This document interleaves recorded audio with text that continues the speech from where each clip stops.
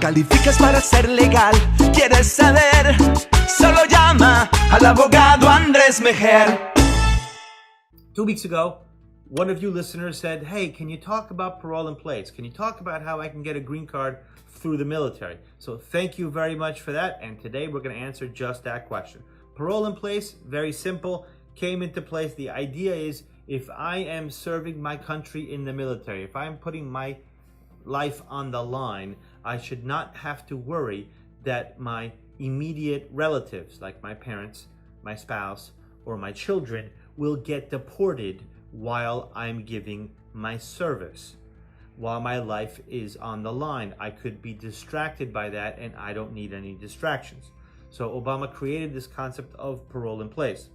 With parole in place, you get protection from deportation, you get work authorization, and more importantly, you get legal entry into the United States. It's something of a fiction, legal entry, because if I entered without inspection way back when, let's say 1999, I entered the United States, I crossed the border, I'm here, I've been here ever since. I now have 2 children. One is 18 years old and a U.S. citizen and in the military, and the older one is 21 years old, also a U.S. citizen. Now, my 21-year-old normally could apply for me, but can't in this context. Why? It's simple. In order for me to get my green card from a family-based petition, I have 2 principal stages. One, I gotta prove a legitimate relationship to my parent, my spouse, or my child who's gonna file for me.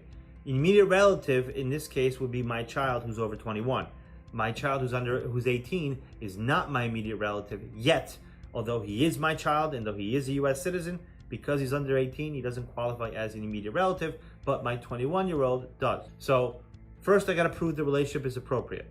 When that happens, then I do my change of status, which is where I go from student visa, undocumented, to a green card holder, to a lawful permanent resident.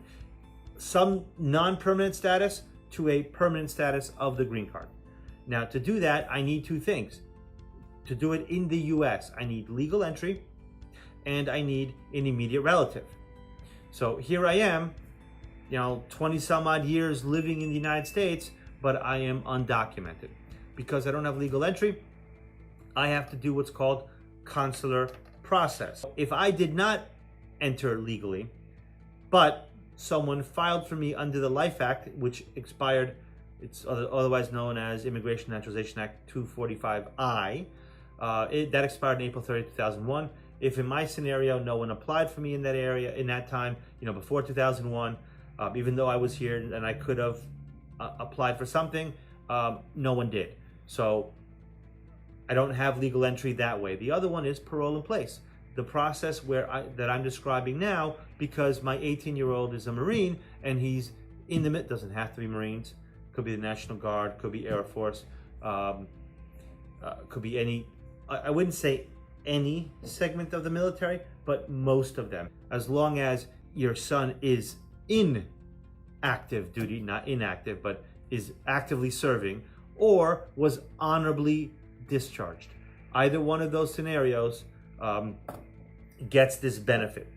Now, with legal entry, I would then adjust in the United States. So parole in place, we're showing that unless good cause is shown, I am getting paroled into the United States. With that, I get work authorization and permission. And my 21-year-old son, who's not in the military but is my immediate relative, can then file for me, and we would file both the document the relationship that is my son and the change of status at the same time, and I would become a green card holder within approximately a year and a half.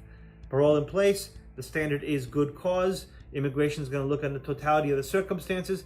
Yes, there are things that can disqualify me, like multiple entries or significant crimes, but because of the merit of my son, I will typically get approved. Not in every scenario.